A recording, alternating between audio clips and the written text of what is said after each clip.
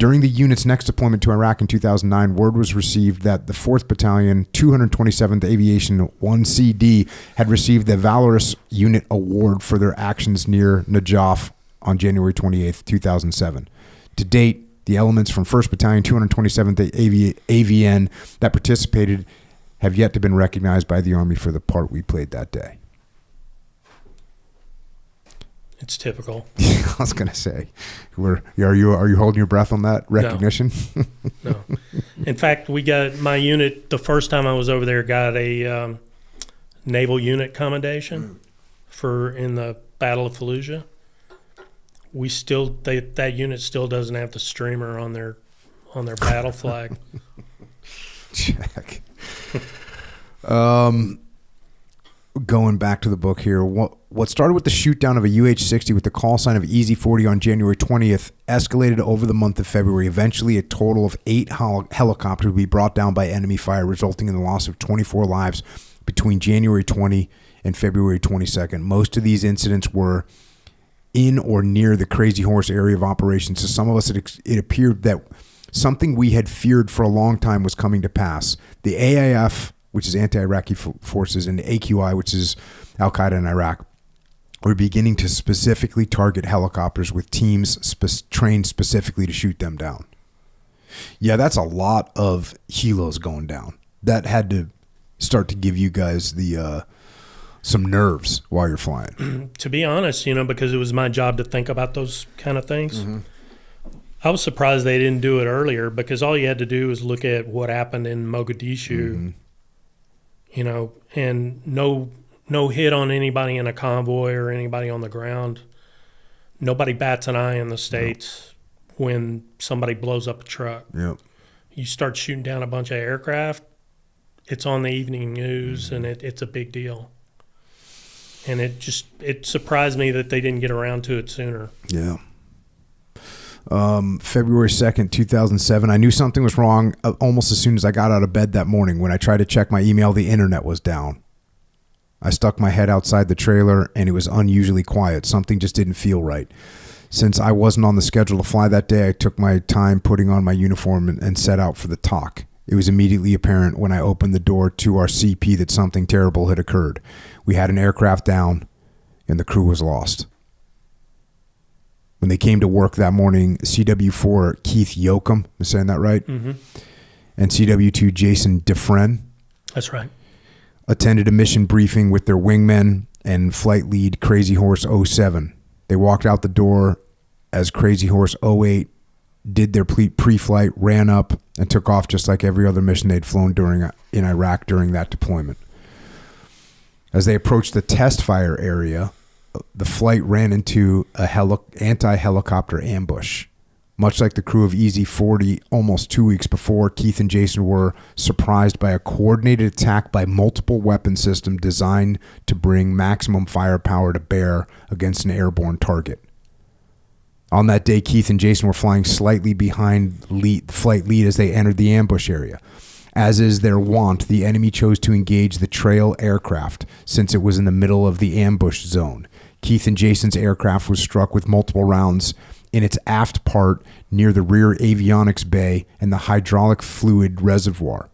In the cockpit of CZ-08, they knew the aircraft had been hit. They pushed through the ambush and attempted to evaluate the damage to their aircraft. Keith announced to lead that he had received enemy fire and had a utility hydraulics failure. The emergency procedure for that failure would have been for them to make the 5-minute flight back to Camp Taji, or, in the worst case, pick a spot and find a place to land. But Keith and Jason elected to stay in the fight. During the rapid turning, turbulent fight that followed, CZ-07 never noticed that fire that had begun burning through their wingman's tail section. Keith and Jason had no way of knowing they were on fire since there are no sensors to detect one in that area of the aircraft. So, minutes after initially coming under fire, as they were attempting to engage the enemy with 2.75-inch rockets, the aircraft finally gave up, coming apart and falling to earth. Crazy Horse 08 was lost. A QRF was air assaulted in to secure the site initially. It took a ground convoy from 1 BCT over 7 hours to fight their way through multiple IEDs, taking casualties in the process of getting to the site, but they persevered and eventually made it. It was a particularly bitter pill for those of us who had been here during OIF-2 to see that this area had been cleared of AIF, was riddled again with IEDs and other enemy activity. The pilots' remains were secured and returned to Camp Taji, where they were prepared for their journey home. The rest of us were left to think about how this event occurred and how we could work to make sure something like that didn't happen again. In the aftermath, we applied the lessons learned from this event, and we put our heads down and drove on. Anytime a unit loses someone, there is a ceremony that, according to tradition, must be carried out. This occasion was no different. A military memorial can be quite affecting. I sometimes think that the Army sat down and tried to make something so emotional that you would get it all out of your system at once so you could go on and get past this painful experience.